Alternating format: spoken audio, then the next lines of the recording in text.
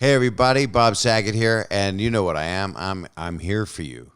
Wow, what a clever title for a show when people need people to talk to sometimes. Well, I'm that guy, and sometimes I get to talk to you guys. You can call that phone number up at the top of the menu, and I'll tell you on Twitter and Instagram or Facebook when I'm going to be calling people, and I look forward to hopefully talking to you on this very podcast. I also have wonderful guests, and what do I have to tell you? The business I have to tell you is that you need to rate, review, subscribe, or follow, and give good comments. I can't take the pain anymore. I can't do negative. That's what we got going on. We got too much negative. We have not enough love, and everybody's at each other, and we need to be able to not only come to the table, which has become part of our vernacular, but feed everybody at the table. And I'm very metaphorical right now. I have a friend. I have one, but this man that I'm about to introduce is a friend. And I'm so proud to have known him for a long time. And we actually became fairly close. It's Josh Radnor, the star of How I Met Your Mother. And I got to see him in Disgraced, a Tony Award-winning play. I got to see that. In 2014, and it was nominated for the Tony Award. I always say winning, but if you're nominated, aren't you winning? People say no, because they didn't win. But he is an amazing actor, amazing human being, such a caring, real person. He's also been in the PBS American Civil War drama series Mercy Street. And I hope I get this right, he played Lou Mazzucchelli in the musical series Rise and as Lonnie Flash in Hunters. And I'm saying all that because he might not want to talk about that stuff because he is this beautiful human being that knows that show business is something you do for a living and acting is something that he loves and he's so damn good at it. And I don't know what the conversation's going to be, but it's going to be nice to catch up with him, because I have so much affection for him. And he's Ted Mosby. And I'll talk about this. Why was I the older Ted Mosby? I don't know. Why couldn't it have been him? I guess I sound gravelly, right?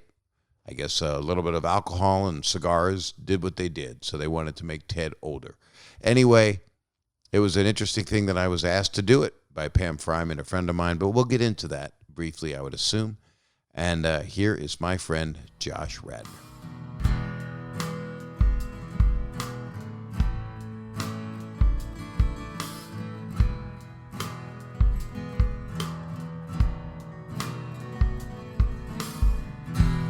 Hey. Hi, Bob. Josh. It's great to see you. I'm so sorry I'm 4 minutes late. No, there's no time in podcasts. We just cut out the shoe leather. Yeah. Is my sound okay? You're all tricked out with that fancy mic. I got that. I got the board. I got all kinds of crap. You sound great. And you're framed amazing. That's the director in you. You got the lamps on either side. I got like a half-ass mirror and a light switch, and then that goes up high. But I got, what the hell? How long have you been doing this? I started 2 days before, about a week before quarantine. And I did 2 episodes in studio, and then they brought the board to my house. And I just started talking to people. I call people that aren't in show business and see how they're doing, and they call me. And I talk to people I talked to one guy, he lost someone to COVID and he was stoned the whole time.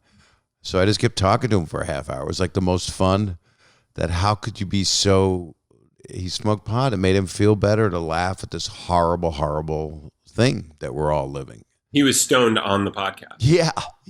It was great. And this is probably the right time for me to admit that, no, I'm kidding. I'm not. It's fine. I'd be happy. I've had stoned people on here, and I've had a bunch of friends, and I'm thrilled to see you. Yeah, it's great to see you. We have a fondness for each other, I'd say. Wouldn't you say? I did an intro right before you jumped. We like each other. We do. We always have. We always have, and we had a syncopato because here you are on this incredibly successful show, and I'm going to share something that's that I tried to reason with when I did Full House. And I didn't understand it when I was doing it to be the glue of a show. The show's about you. And yet I was going, and I look at it differently now, but I was going, wait a minute, I want to be funnier. Why am I saying these kind of lines? Why am I? And they went, no, you're the Richie Cunningham of the show, and you're the anchor of How I Met Your Mother. Leading man malaise. Exactly. And what are we complaining about? Yeah. In retrospect, how do you look at it now? It's a great question. I mean, we should have a support group, you get get all the guys together and be like, we're good at being the strong center of a show with madness going on. It's interesting. What's his name? Mike Schur, who created Parks and Rec, and he wrote this incredible piece that every time I see him out, I corner him and want to thank him again for this piece. But when Harold Ramis died, he wrote this piece. Did you read? What a huge loss. I did. Yeah. And I loved Harold, one of the sweetest. And I got to talk to his kids and his wife. Yeah. It was really interesting and so painful. Some people shouldn't be gone. This is like, there's no Bill Murray without a Harold Ramis. Right. And I look at it as like, I always looked at myself as like the point guard of the team. How I Met, I created a lot of plays, but I wasn't the guy like slam dunking the ball and the crowd goes wild. You know what I mean? But you were, because you're the protagonist. You were the center.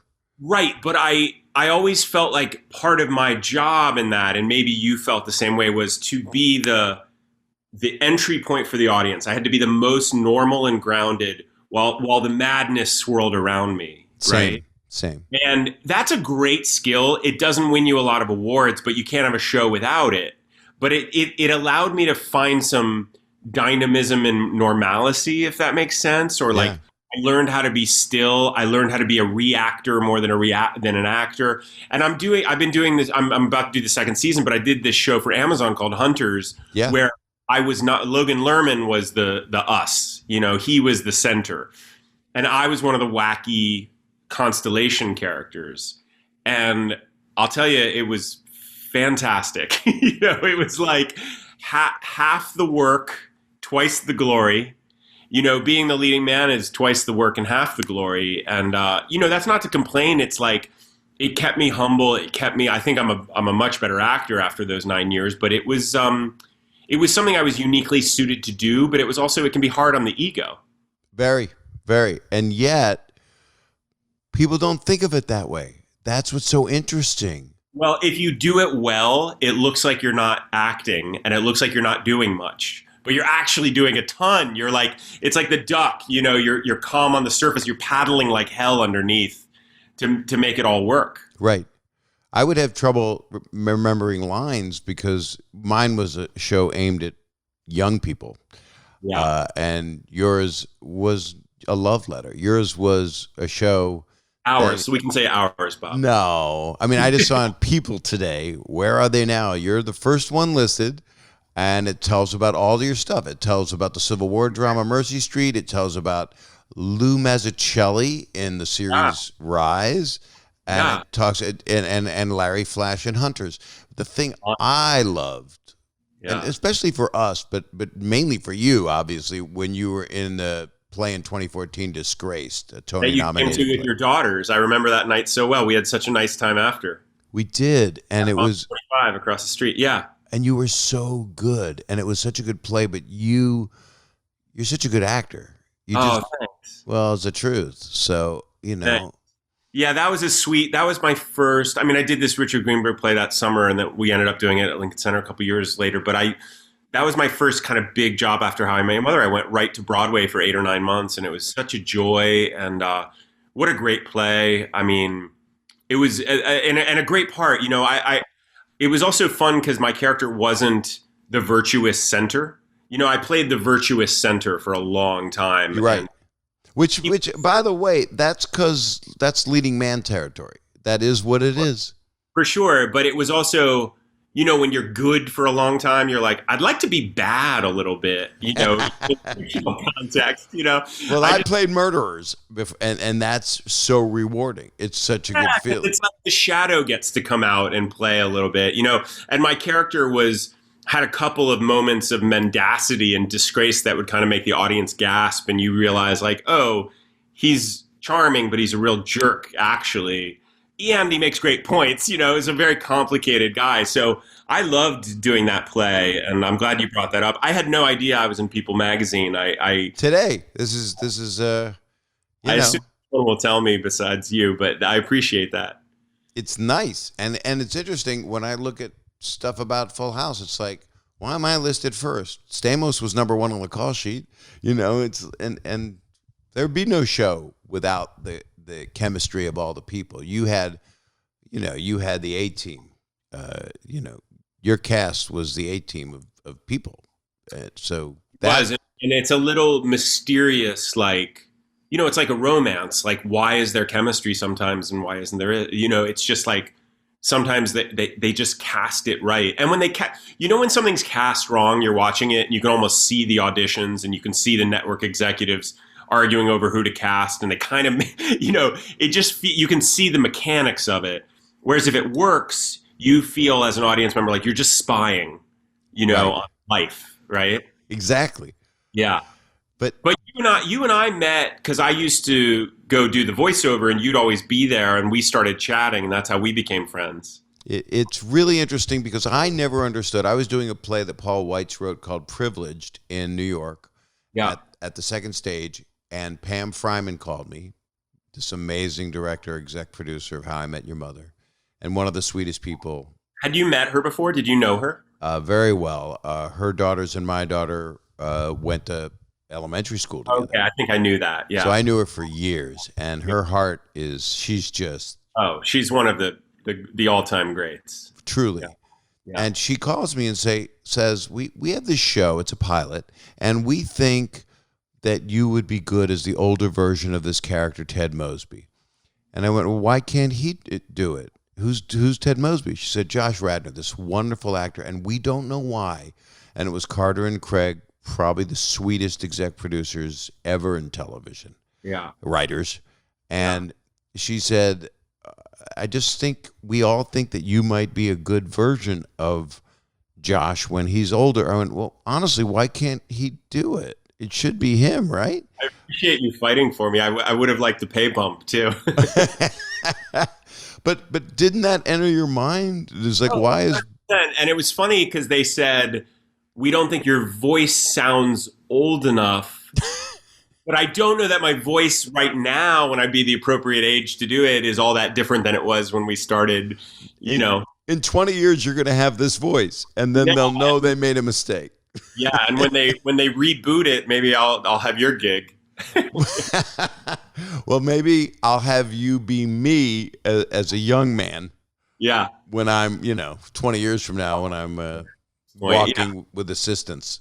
Yeah, I mean, I'm glad to know you and have this weird forever bond with you. So that works out. But I agree with you. I always wanted to do the narration. I always thought it would make more sense if I was doing it.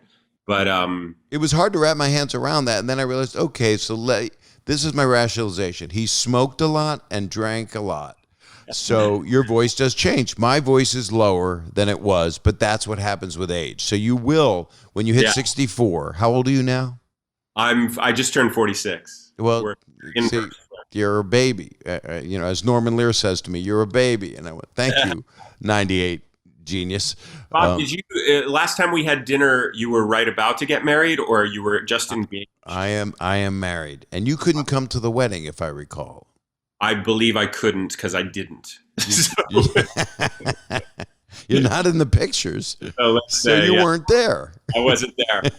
Where did you get married and when? We got married 3 years ago at Shutters. Okay. But before that, we got secretly married in Norwalk at the courthouse because I had heard of people getting married. Jonathan Silverman married us with. He's my neighbor. I just ran into him walking through my neighbor. He is an angel. He's nice. The nicest, and he's of the same ilk as we are. He had to be that centered leading man of dark featured guy. That's sometimes being a leading man feels like. It's like holding up the dead guy. Comedy timing, able to not talk and be on screen the whole time. All of it. Yeah, he's good at it. He's wonderful, but he married us. But I went, sometimes these documents don't get through to City Hall. So we got married before the actual wedding, just with the justice of the peace. And it felt kind of cool because we had our own private little thing, but I'm incredibly happy. Oh, that's good. Mazel tov. Thanks. And I feel like the last time I saw you, we had that incredible steak dinner and got the tour of the freezers. Do you remember that? At APL. Yeah. That's Adam Perry Lang and Jimmy Kimmel's an owner, and a bunch of people are. And we went down to the cellar, and it's a couple thousand feet of the best meat. For those people that don't like that people eat meat, if you're gonna, this is the way to go. Yeah. But it's like, it's, 1-year-old meat. I'm going, that's going to be rotten. No, it's not. Yeah. That was a real feast that night. Yeah, I had trouble. I think I eliminated it a month ago. We won't count this. But the thing that I remember that I loved a lot, one time we went to dinner. We were on Melrose or something, and we were both single. And we tried this restaurant. I think you suggested it, which is sadly no longer open, which a lot are not at Great Grammar. Anyway, and we were there, and some young lady came over to you, and then she looked at me, and then she was like really taken by both of us. And I think I made a joke, not in a lascivious way, but I said, "What age Ted Mosby are you interested in?" The answer? The answer is you. I mean, no question. And you were in Ted Mosby time too. You had the perfect hair cropped. You had to be exactly as unlike my woolly current self. So I was pretty woolly, but I've been shooting a couple of TV things. It's weird, with the controlled stuff. Oh, you're working right now? I shot something yesterday. And I shot something, a show that I decided to do because Ken Jeong's a friend of mine, and it's done by the people that do Masked Singer. It's called I Can See Your Voice. Joe McHale did it, and Cheryl Hines, and I thought this would be fun. And it really was fun, but it's, you're 10 feet from everybody. Yeah. There's no audience, and it's 150 people get to go back to work, but it's very strange, and it's wonderful they're working. It feels good to be doing something, and I don't know if I would have done the same. I don't know if I would have done it if it wasn't COVID time, but this is altering the course of everything. I mean, who knows? Like, all of our lives are going to be different because this is such a mass disruption. Forever. For all of us. Even these little things that look kind of inconsequential end up being big redirections, so people are going to get married because of this. Children are going to be born because of this. Children are not born because of this. And people are going to get divorced because of it. I mean, exactly. Yeah. Yeah. It's a lot. How have you been holding up? I'm pretty good. The thing I care most about is my kids, my wife. But I like quarantine with her because she can't leave. Because right. She travels a lot for work. She does a lot of, touring for her travel production company. And she's been doing some COVID safe traveling things that companies are having her do. And there are ways to actually go on a vacation safely, but I like it at home. It's like Beauty and the Beast here. She just can't leave. I've got a flower with a dome over it, waiting for the leaf to come off. Yeah. But I'm just saddened, as I know you are, at the state of the world and why people are where they're at, and all the dissension, injustices, and all the lies. And I know where you lay on it, and same as I do. And anti-lie and deception. I just don't. It's like a bad magician. It's just, but it's working. People sometimes love a bad. If you're on a cruise and you want to be on a cruise and you got a bad magician, you think they're great. A lifesaver, yeah. Yeah. It's. I had a really bad week last week. Not it wasn't bad in the aggregate. It was more like, when you can't turn the catastrophizing voice off in your head, the anxiety kind of like looking out over the horizon is like, this does not look good. The fires were raging, they're still raging. It's like, I had it last week also. I think a lot of us did. yeah, and I was exhausted, like physically exhausted. And Sarah Silverman said something about that on Twitter. Like, it was affecting my energy levels in such a deep way. It was like this psychic depression meets like fatigue, and I just couldn't make my way out of it. And then I've been really kind of unhealthily obsessed with this QAnon nonsense. That's, just like these people falling for just these loopiest of. How can a person's IQ be so low? I mean, everyone's allowed to believe what they want, but don't tell me the world is flat, and don't tell me that people in politics you don't like have pizza parlors and in the basement they eat babies. Right. That's my joke was, which you can't really joke about it, but that they got it wrong. They're so illiterate. What it was baby gates, not Pizzagate, and they were putting up baby gates so the babies would be safe, and then they had a pizza party. Yeah. And that's what Hillary did. She was just trying to protect the children. But to accuse people of being cannibals, I mean, well, the problem is when you make your enemies into baby killing, blood draining, Satan worshiping viewers, you then have like a really tidy explanation for why everything's the way it is. Oh, it can let you be completely out of your mind. And the scary thing is it allows you to, I mean, once the dehumanization happens, anything can happen, and a couple of Jewish guys understand that. You know what I mean? So yeah. So I'm trying to stay out of that space and stay on the side of hope and combat this stuff where I see it. QAnon's made all these inroads into health and wellness communities. It's really alarming. There's a great podcast that I've been super into that Ben Lee turned me on to called Conspirituality, about where the conspiracy mongering and the spiritual communities are kind of meeting. Yeah. And, it's just when we don't have a shared, agreed upon notion of reality, that's where things get really scary. And we don't have one right now. No, everyone. And did you see the thing on Netflix, the documentary? Yeah, the social dilemma. Yeah, I did. It just it feeds whatever the fuck you want to believe. It amplifies interest. So and it's your algorithms. So my wife has one, I have one. It's different. You bring up different stuff. Yeah. So I don't know the best way to combat this other than me personally just keeping my wits about me, staying centered, being an available, being a good citizen. You know what I mean? Like really not retweeting and reposting without fact checking. That's like a basic civic duty right now. Like where is this? What is this site? Everybody says to you, I heard. Yeah. Everybody. Did you see the latest?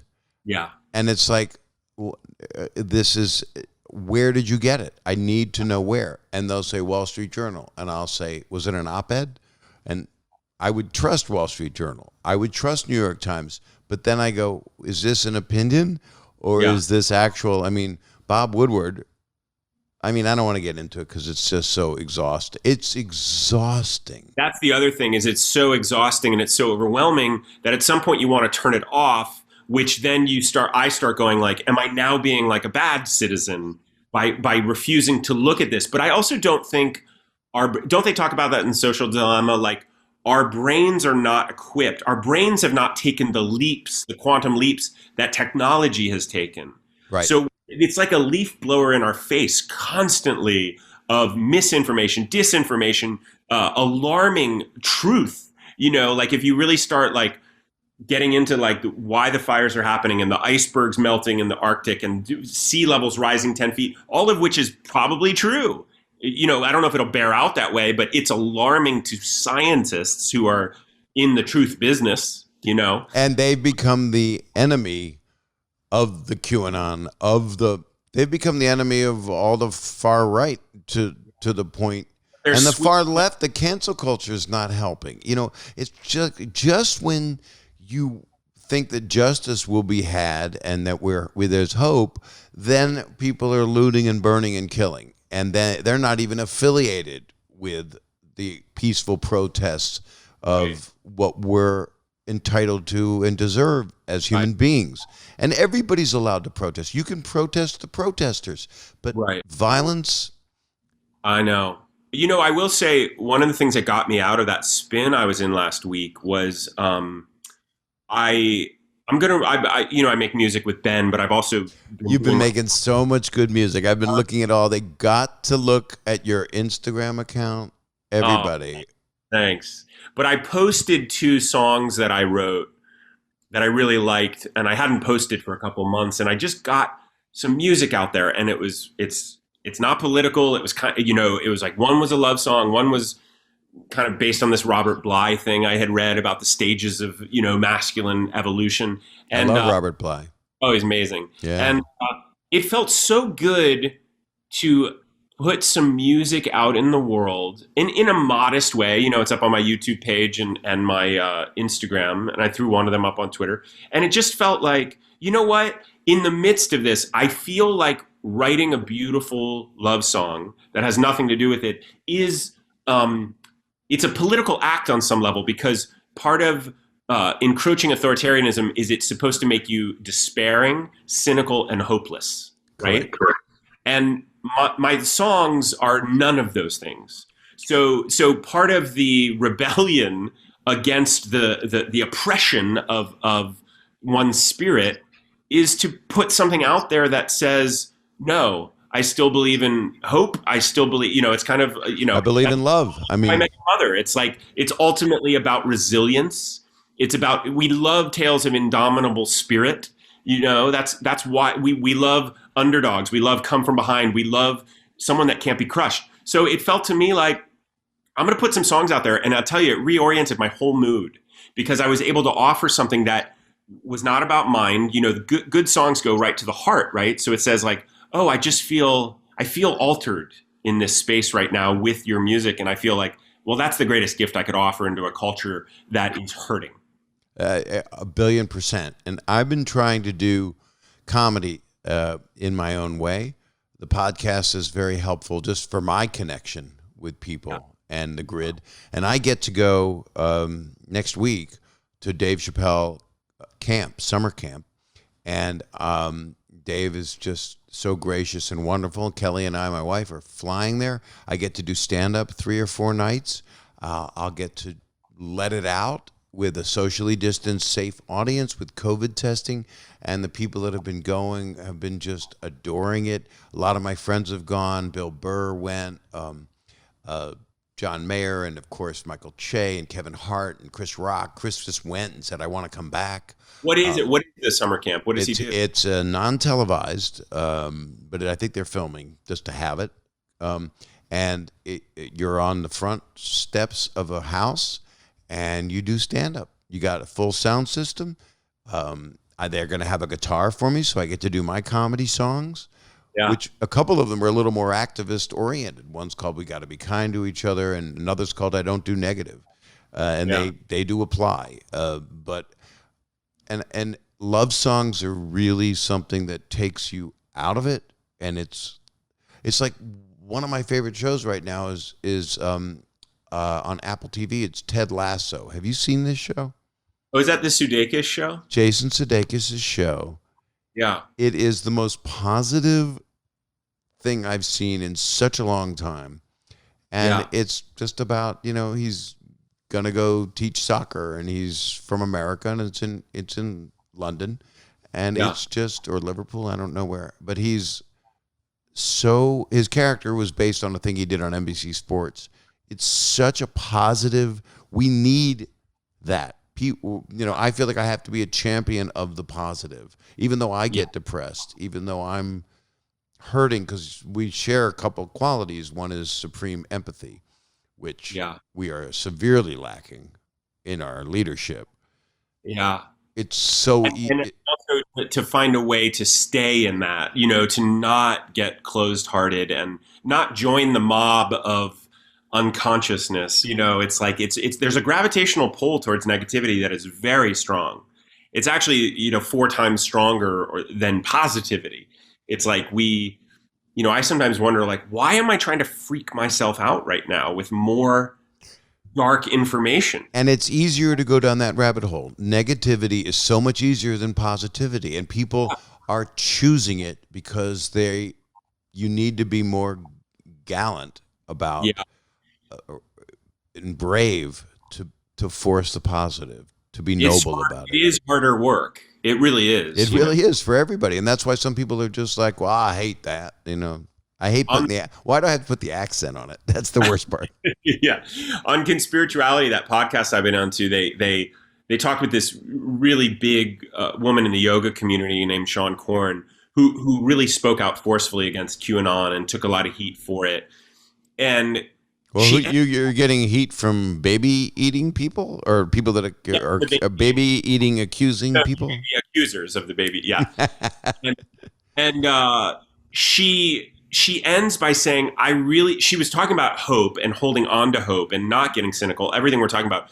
But she talked about what is uniting everyone in this moment truly is grief.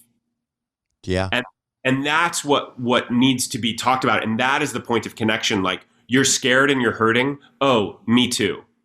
Like, I am also. But I don't think the solution is to accuse Democrats and Hollywood elites of eating babies. No. Like, that's not how I'm going to deal with my grief. And I'd like to extend an invitation for you to deal with your grief in another way. It's that great James Baldwin quote about people won't release their anger because they're going to have to deal with their grief. Because underneath all the anger is grief. Like, what is happening? Why can't we go outside? Why did my grandmother die? I don't like masks. What's going on right now? You're taking away my civil rights by wearing a mask. All of it. It's underneath it is like this deep foundational grief of the knowledge that, like, we have been lied to. There is government misinformation. There is child sex trafficking. Big pharma is a mess. All of the concerns are true, but the conclusions are erroneous, And I think we just have to, like, pause and maybe weep a little bit and hug from afar. I agree completely. And people that have noble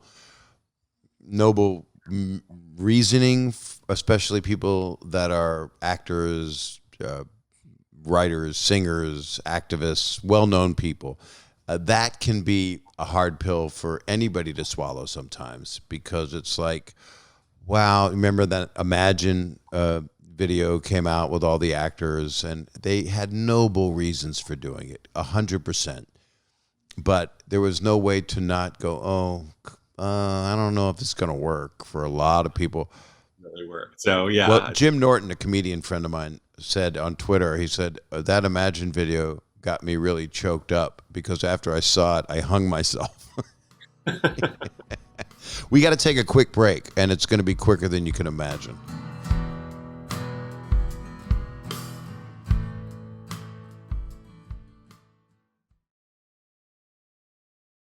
All right, that was the break. This is what's so great. This podcast thing is fun. Have you had any inkling of wanting to do one at any point? I get people want me to do one. I have so many, like, little careers that I'm like, I don't know if I can take it on. It's not a question. I one of my favorite things in the world is just sitting down and having a unedited conversation, on the record. I love it. I think I love being a guest on podcasts. I love having, especially with people I know. But yeah, I love talking to you right now. But I think your problem is you don't want to be the protagonist. Well, there's some, I would love to curate a list of people, including people, it sounds like you're doing this too. Not every fascinating person I know is famous. In fact, most of the fascinating people I know, my audience wouldn't know, but what a joy if they trust me to curate a guest list to say, like, you should know this person. Yeah. This person brings a lot of joy to my life and to a lot of people. And I'd love to just publicly share them with you. That's really appealing to me. But I think I would be good at it, but I don't know. I have my teeth in so many things right now that I'm worried. The longevity of it is the issue, because a lot of people that are actors or people that can't work in their craft right now turned to podcasts as a way to output and possibly make some money. Maybe that's not how I look at this at all. But this is Whitney Cummings tried to give me a big talking to about it. She was like, "You got to do it. You got to do it." And I don't know. We'll see. Yeah, it's not for everybody, and if it's a temporary thing, it's different. But comedians have a different facility for wanting to do it. Yeah, I think because we love straight talk. We love that. Yeah. I had a question for you that I know there's people listening or possibly watching, but mostly listening. But the big thing that you were hit with, harder than I was hit with, was the ending of How I Met Your Mother. And so what was your point of view? Because I'll just tell you real quick, I went to the reading. I knew I wasn't in the episode. I knew my voiceover wasn't going to be in it. I knew that. I knew it was you doing it. I was thrilled. I've known Allison Hannigan since she's 16. So she was my babysitter. So I brought my daughter that she babysat. I brought Aubrey, who you've met, to the reading. And everybody's crying the whole time and into it. And I'm thinking, this is beautiful. And then not everyone, but some major fans were really upset by it, by the turn. What's your takeaway? I think. I'm sorry I asked. Did I put you in an uncomfortable... I think, much like we were talking about before, anger is an easier emotion than grief. Yeah, exactly. So people were more comfortable being angry than sad. They were sad their last show, their favorite show was ending, and they were sad. It didn't end the way they wanted it to. And rather than sit with the feelings of sadness or loss, which is what Carter and Craig were asking people to sit with. They were asking people to sit with a story of loss and a story of redemption and a story of second chances. And, not everyone was up for that. But I also feel like I hear from people every day all over the world. I mean, truly all over the world, about what that show means to them and how it has inspired them and how it taught them to keep going and how it saved them from their dark nights of the soul. Yep. And I feel like they must have gotten something right. And I think that the ending will probably age better than it was. The first draft of history is never really the draft, right? No. I think give it some more time. It doesn't feel like it's dimmed enthusiasm for the show at all. In fact, I feel like the show is more globally kind of in the zeitgeist than it's ever been. So yeah, it's everywhere. And I think people just love what the show did. It was a love letter to romance, dating, friendship, going to the bar with your friends. So you had a little bit of Friends in it, a little bit of Cheers, but it was really like a Harry Met Sally kind of thing. I mean, that's what I was attracted to when I read the pilot. Yeah. But then it wasn't tied up in a bow at the very end. And I love that. Because it's real to me. I think Billy Wilder said, I think it was Billy Wilder said, I think it was Sidney Pollack who said, if you want to do a classic romantic comedy, don't have them get together at the end. That's what kind of gives it some sense of authenticity, the sense of loss, right? I think that Carter and Craig were, they were swinging for the bleachers, right? Like it was, there's a lot in that show. They put so much into it and the themes were so classic, the themes were perennial. So I don't know. I mean, I'm sure you have similar kind of you wouldn't be who you were without Full House. And that's based on the mother dying. That pilot is trying to explain to my daughter. So our show began how your show ended. Oh, yeah. That's interesting. I never thought of that. She had no mom. I had to sit and say, we're going to get through this. And then I bring in, the stud and the comedian. Maybe that's why karmically you were the right guy for the narrator in our show. That it was interesting because I had that father feeling. Yeah. And I'm talking to my kids. So there's that element. Yeah. Yeah. But I also had such a love for it. And I didn't take this. People always go, well, you just did that at home, right? And I went, no. I had 6-hour sessions for the first year or two. I would go in and I had to know what you were thinking and what you were going through. I remember you watched the episodes and read the episodes. Like, I remember you were really deep into it. I had to, because if I'm going to do honor to what Ted is and all this work you're doing, and I think that's why we became friends also, because I didn't take it lightly. It wasn't a phone-in, pay-me job. I went to 20th Century Fox. I was on a soundstage. I had already seen it, and then I would really spend time going, no, that's not how I wanted to take however you were feeling and take that into the next beat.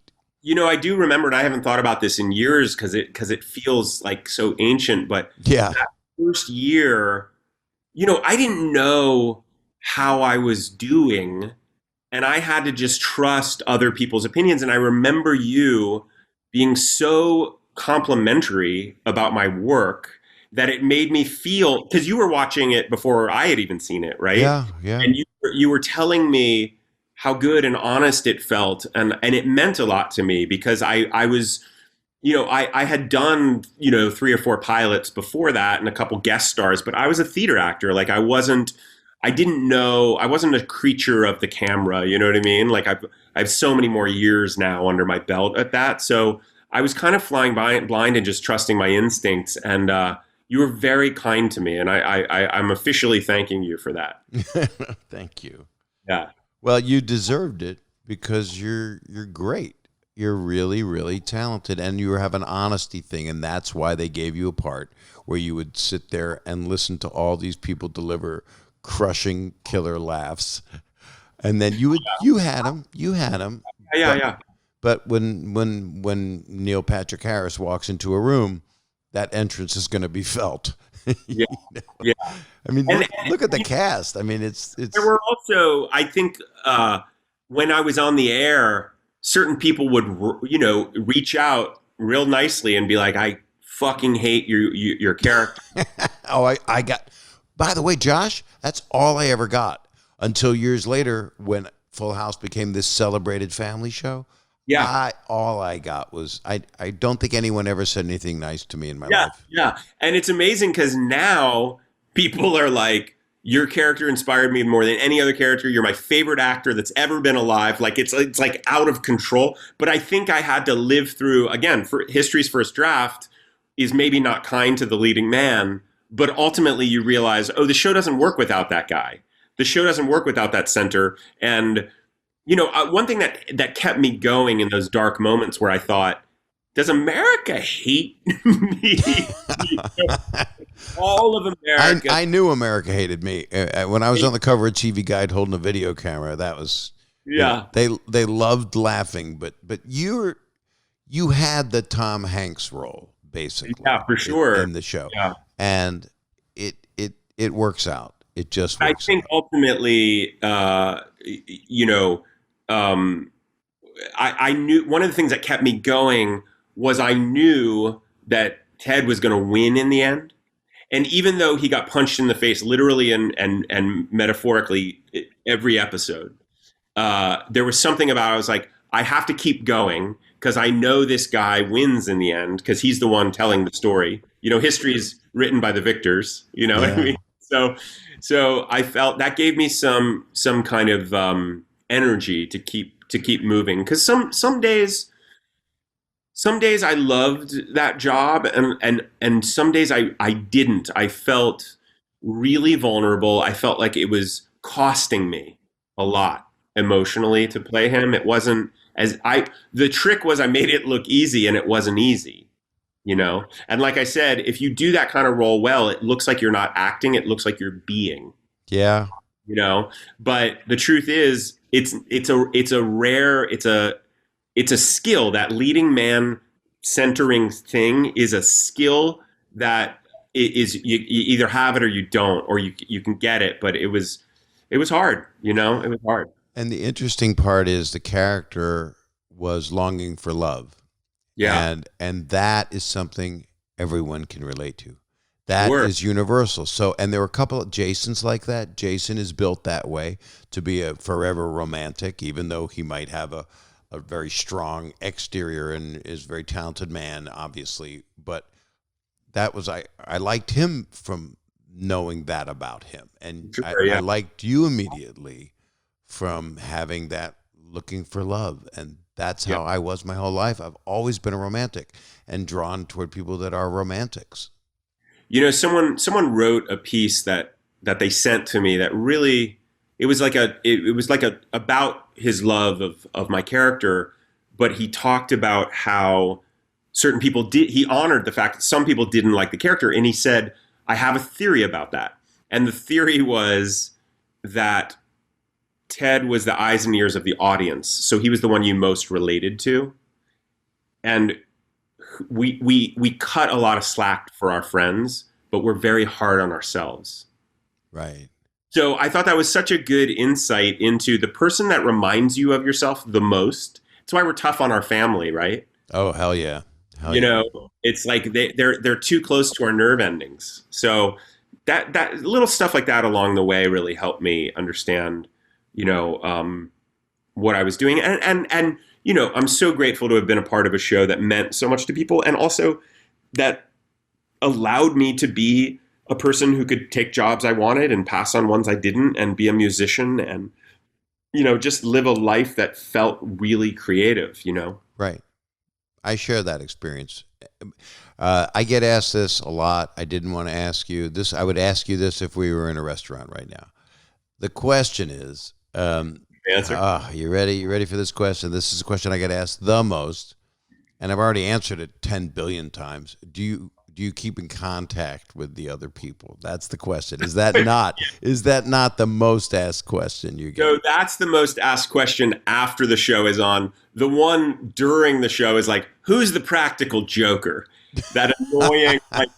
I think it was because Woody Harrelson and Ted Danson used to play pranks, or Clooney's a prankster. Yeah. So now everyone thinks there's a prank. We actually had a policy on set because Punk'd was on the air. Yeah.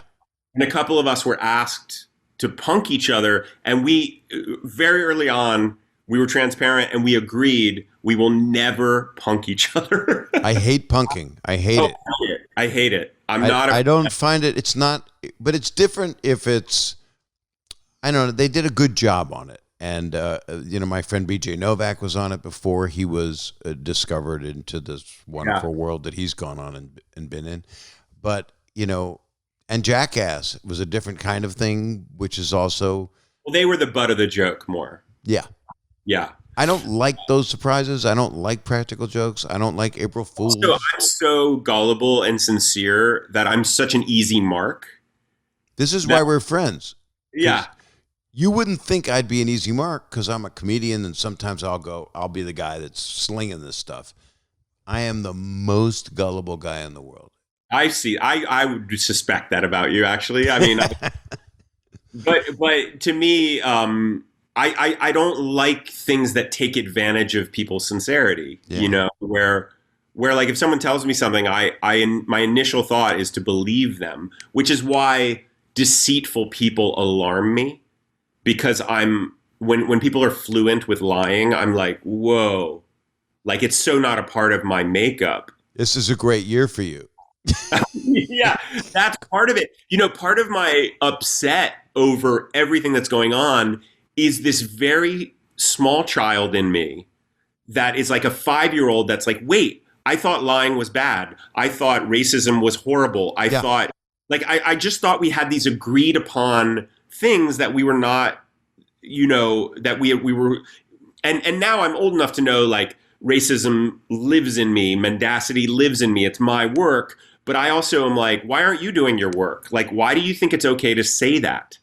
And it drives me crazy. Or think that. I don't. Yeah. I just see everyone as a human being dealt different cards, and some of them are incredibly unfortunate. But when I was 9, when you were 9, that's around the age, I think, where the veil gets pulled away or the curtain you see the wizard behind the curtain, and you go, wait a minute, everybody hates each other? What is this?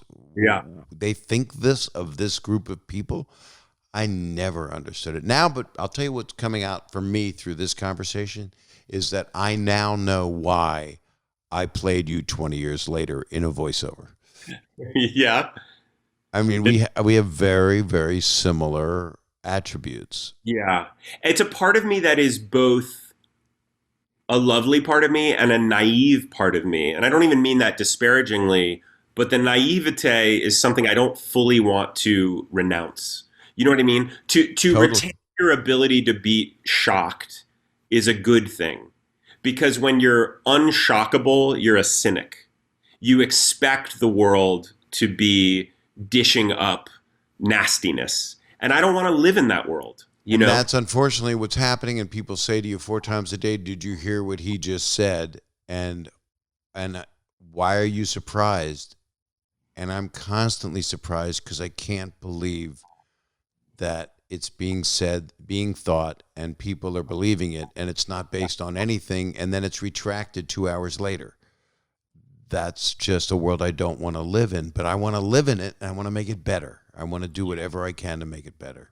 And then you look at like, well, what are my gifts? What is my audience? What is my, like for instance, I'm not a government reformer. I'm not a lobbyist. I'm not a politician. Correct. Same. What do I do? I write things. You get my newsletter, yeah? Yeah. You get that? Yeah. So I write a monthly thing where I try to really communicate what's going on. I recommend things that inspire me. I write music. I try to be conscious about the jobs I take and the projects I throw my energy behind. But I'm not, I'm a storyteller ultimately, and I believe in the holiness and in the sanctity of story. I really do. But I have to just tend to my own garden on some level. You know what I mean? Like, You have to take care of yourself. You really do. and also like this is if I have a plot of land where my own kind of stand-up camp where I can invite people, figuratively, like, come over here. This is the campfire that we're telling stories around, and these are the kinds of stories I want to tell. If this is your vibe, join us, and I'll try to amplify other people that I feel like are aligned with what's going on with me. But there's some dark campfires out there. It's insanity. It's insanity. It's almost like a South Park episode became alive because 15 years ago when we watched South Park, it was already accurate where you'd go, here is the head of the Senate, and it's a split screen. And then they would say, which is not an appropriate word, they would say, and here is a midget in a bikini.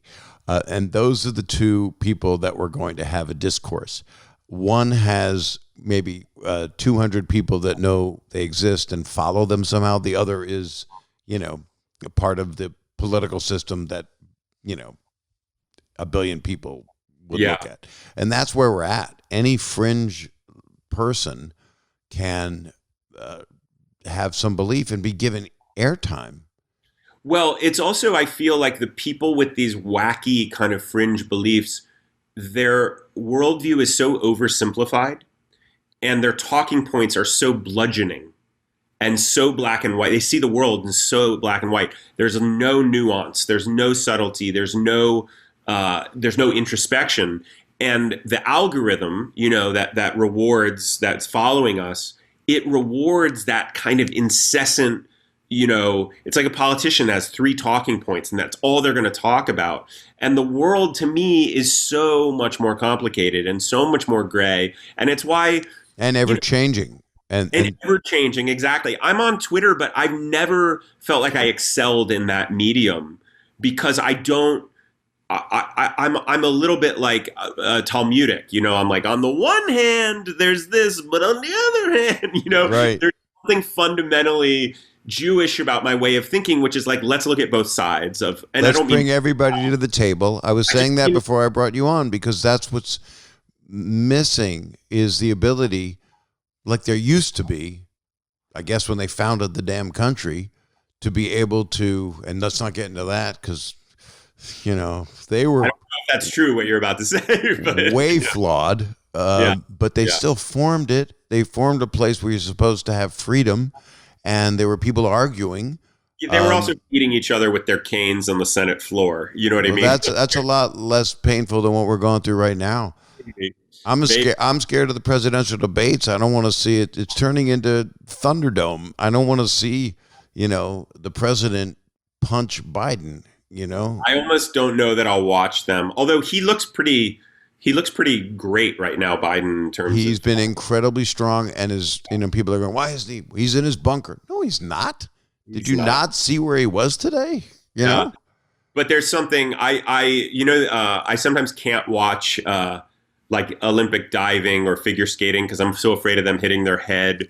Or Cirque du Soleil must be fun for you. No, I can't do it. I'm like this. I feel the debates would be like, I want to read the analysis afterwards. I don't know that my nervous system can take real time exposure. I think what I will do maybe is watch it afterward because it will be obviously available everywhere. Yeah. And then have that scanning ability is to protect your mind and your soul. Yeah. Yeah. I mean, I got to say, I'm not just anti-Trump at this point. I'm actively excited about a Biden-Harris administration. Like whenever the votes are counted, if that's who is in office, I'll just feel, and I know that's not going to solve everything. And I do not think they're messianic figures on any level. I think they're same here. Games. Yeah. But I just feel the democratic experiment is so fragile right now and in such peril that I just feel like a steadying of the ship, we need the fever to turn down a little bit. I just want what I've always wanted, and I think I could have even written the perfect things for the president to say that could make him win tomorrow, which is to own stuff, to say that I've done this, to say that I exaggerate, I talk at the mouth, I haven't cared. I know it's impossible, right? But if he did it, if he even faked the empathy on a teleprompter and then didn't rattle off the opposite all night long on Twitter, but he could win hands down and get undecideds if he stayed consistent for a week. I think part of his appeal is his strongman, alpha male, retrograde masculinity. Yeah, this renegade maverick. His ability to ever admit fault. The very things that we loved about Obama, his humanity, his doubting of himself, his appropriate doubting of himself, his weighing of all available facts and information. That's not what this guy is. This guy is being rewarded for his, this kind of John Wayne laughably alpha kind of thing. And it's the narcissism. It's not getting outside of your head. He doesn't know there's a place outside of there. And he was raised that way. So we can all go, oh, but his past and this is why this happened. He doesn't care. He doesn't want to hear that. Fred Trump is a perfect example of why parents matter. It affects the whole world. I'm going to take one more quick break. It's going to be so quick.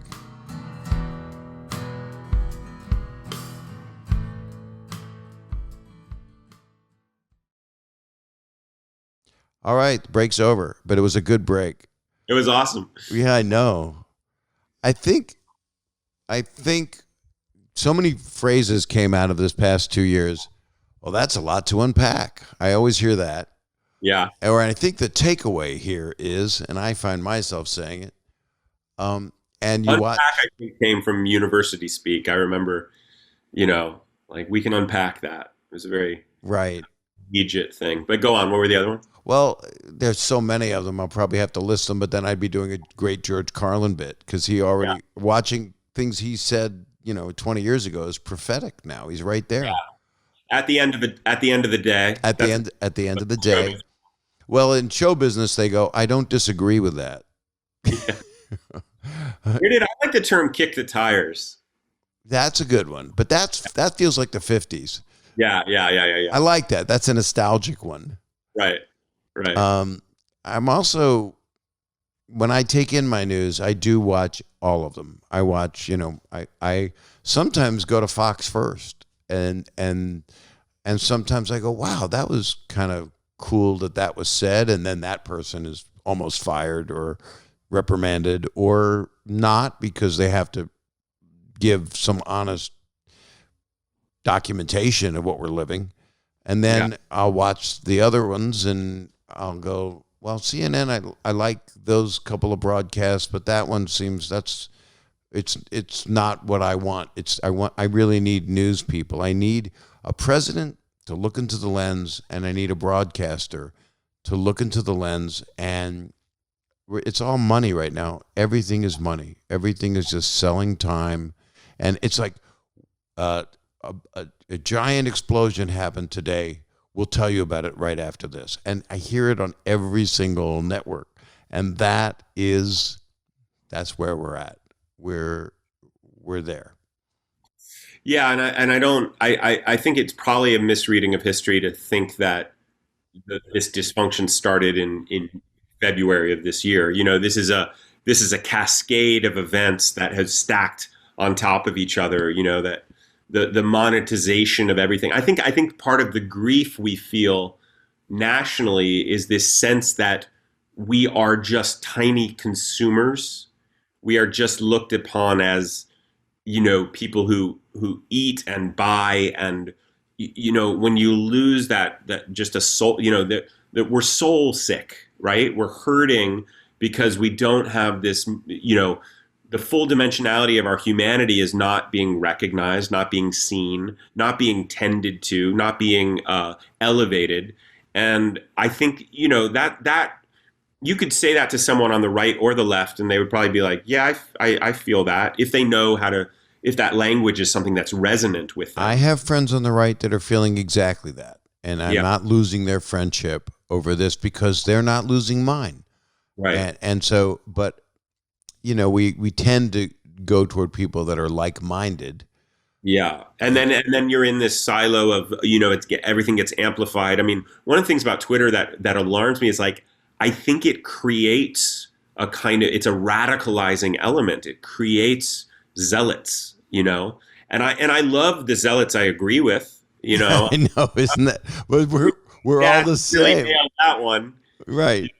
And then I see these other people, the zealots on the other side, where I go, and I don't even like saying the other side because there isn't one, but it's all been created. These two sides have been created by both sides. Yeah, and when Trump says, blue state deaths don't count, Birbiglia had a great tweet about that. Like, if you think blue states deaths don't count, you cannot call yourself patriotic. That is the most unpatriotic thing. And he's been saying some incredibly prolific stuff. It's lovely. Yeah, Mike is amazing. I think he's really just a special guy, and some people are being even more vocal than me. Here's the thing though. I worry. Like, I have a friend who posts a lot on Instagram, and I love this guy. Like, I love this guy. He's one of my favorite people in the world. I literally agree with everything he posts, and sometimes I'm like, ugh, enough. It's just relentless. So it's like I couldn't be a more sympathetic audience, and I'm like, this again, right? I cannot heart that one. I'm tired. I need a break from loving everything. But it shows that there's something about that space when people say, be relentless, do this. And I'm like, I don't know if that's true. I don't know if social media, where it's all so siloed. I don't know. Look, if Twitter could win presidential elections, Hillary would have been the president. I mean, you didn't get the feel. When I was on there in 2016, I didn't think anyone was voting for Trump. Same. I was out to dinner and with a friend and watching TVs in this restaurant, and my mouth dropped.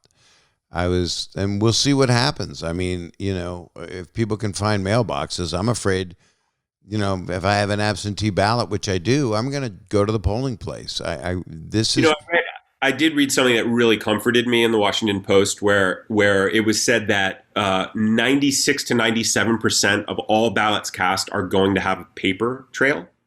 And it was only 80% in 2016. So in the last analysis, there will be, at the end of the day, there will be verification possible for a large number of these. So that made me feel a lot better. But this, the post office, like, nonsense. Yeah, how did that happen all of a sudden? It was so obvious. And everything that is called what the Democrats are doing and blaming Biden for the state of the world when he's not running the country. Unbelievable. I don't know how. And then the base goes, that's right. He's the bad guy. But all he's doing is trying to be the father or the grandfather of the country. And that's what I want to be. I don't think the world's going to change overnight. But there have been a lot of documents that were signed with that weird, unusual heart monitor's signature that the president signs with, that giant pen, Right. that he forced rule on people with executive orders. And I don't see, if Biden were to win, that he would just come in and reverse a lot of it. But how do you not stay part of the environmental constitution of the world? How do you pull out of that because it costs you money? How do you drain the earth of oil and not even understand that it's like draining the blood out of your body? It's so simple. Yeah. I'm trying to, if I loathe being made into an enemy, if someone says like, oh, you're a Hollywood elite pedophile, money grubbing Jew, whatever they're going to call. You forgot pizza. Yeah, the pizza. If I'm being most of us, if we're good at camera ready, we don't eat pizza for at least a week. But if I'm going to be called that, I don't like that, obviously. So I don't want to engage in the same dehumanization of the other people. Right. I heard Stephen Hassan interviewed, who is like the world's most foremost leading cult deprogrammer. And he was in the Moonies for 2 years, right? And he just came out with a book called The Cult of Trump, because you're seeing, anyone who researches cults, you're seeing that this is a cult. It has cult dynamics at play. QAnon certainly, but the whole gestalt around Trump is very cult-like. The authoritarian, domineering leader, don't believe your ears and eyes, listen only to me, get your information all from me. It's very cult-like.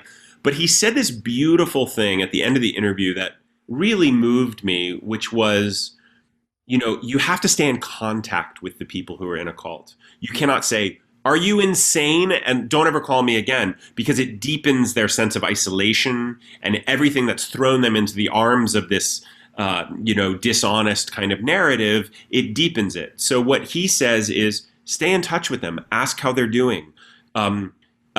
Say you'll read something that they want you to read if they'll read something you want them to read. And he said, the reason I know that this is the way it is because when I woke up from my, Moonies slumber, my parents didn't yell at me. They didn't shame me. They hugged me and they said, welcome home. He said, my neighbor made me chocolate chip cookies. And that was the beginning of my bridge back to my life and to being plugged into the larger, human family. So, there's going to come a moment, and I don't know when, but at some point, a lot of these people are going to realize oh, we haven't been following the light worker of Trump, that there might be some real pain and grief attached to that. The worst thing we can do is say, I told you were an idiot. The best thing we can do is, I hate them, or I hate him. And that hating someone who is used to being hated and has all the artillery to fight back, that just antagonizes them. And it doesn't get, not that you're going to show someone the light, but a lot of people that are in support, that might be angry at what we're talking about right now, a lot of them are really good people. I hate to say that, but because it sounds like there's both good people on both sides with tiki torches, but which of course was done out of context. And then I look at the things like, oh, wait a minute. And then, but we don't even fucking know half the shit the sound bites. There's one, here's a block of Portland on a tape, and that will run for a year. And that's the, look what happened. Look what they've done. And then it's the same. I go, wait a minute. Show me a different angle. Give me a different clip. Give me. Yeah. It's just, or you ran that clip last week. Yeah. There was, or a commercial that the Republican Party ran with Russian jets in it, not American jets. Yeah. So that's a faux pas. That's someone just so upset they're going to screw up and be beheaded that they don't look at the kind of plane they're putting in the footage. Yeah. But, facts are never really the thing that sways people. I was in Nashville most of December, and I talked to a lot of really cool people, a lot of musicians who who grew up in like evangelical families, you know, and who were kind of ex-evangelical themselves, but they were still, you know, close with their family. And a couple of them told me like, oh yeah, both my parents voted for Trump. And they said, I swear to you, my parents are not racist, right? It's not Right. like, oh, they're just like, that was just kind of, I don't know if everyone in their church was voting for them, or the amount of the levels of compartmentalization we're able to do to make a decision like that. I mean, and you know, I've seen this said many times, but it's like, you might not think you're a racism or that you're a racist if you vote for him, but you're certainly plugging your ears around a lot of racism. You're certainly saying it doesn't bother you enough to not vote for it. It's not a deal breaker because the guy Right. runs an unambiguously racist campaign. He's been doing it since he came down the escalator. Coming down the escalator. I hope I never hear those words again. Just why can't you take the? It might be like a very foul sex move that we. You want. It's like the rusty trombone. It's Yeah, he gave me the old. it could have been an elevator. In this case, it's going to be a bad joke, going to make people pissed off. Patton Oswalt would be happy. He should have arrived in a dumbwaiter. I like that. Are you able to do any work now? Are you getting ready to be able to do something? I wrote a feature, or co-wrote a feature rather, that I'm hoping to put together. I don't want to say anything about it just because I'm superstitious, but I won't. We have another season of Hunters coming up that won't be until spring of next year. But that was announced recently. But congrats! I'm excited about that. Yeah, and I'm gonna put out some music, like some solo music. I'll send you the EP that I'm gonna put out, these 5 songs, and yeah, right now I'm trying to lend my voice to where I feel it's useful, and just keep my wits about me. You're such a good man, Josh. I'm so happy we're friends. Me too, Bob. It was really good to connect with you. You too. So I'm going to hit you up, and we're going to do a socially distant, which means we'll end up 6 feet apart. But I'm looking forward to it because it's just a drive. We can do this. We can do it. We can do it. That mighty 405. Well, I'm sending you so much love, and You do it right back at you. Yeah. I'll talk to you soon. Okay. Thanks, Bob. Thanks, man. I'll talk to you. Josh Radnor. What a sweetheart, right? Honored to be the voice of him 20 years from now. Maybe I'll do that again. We'll do something where I'll be the voice 20 years. We'll do some sketch. I don't know, some video for, I don't know. Who do you do it for? All Things Comedy, Funny or Die, College Humor, ourselves. Maybe we just do it for ourselves. Nobody sees it. He is a really special guy. And I know you feel that way because that's why you were listening to this.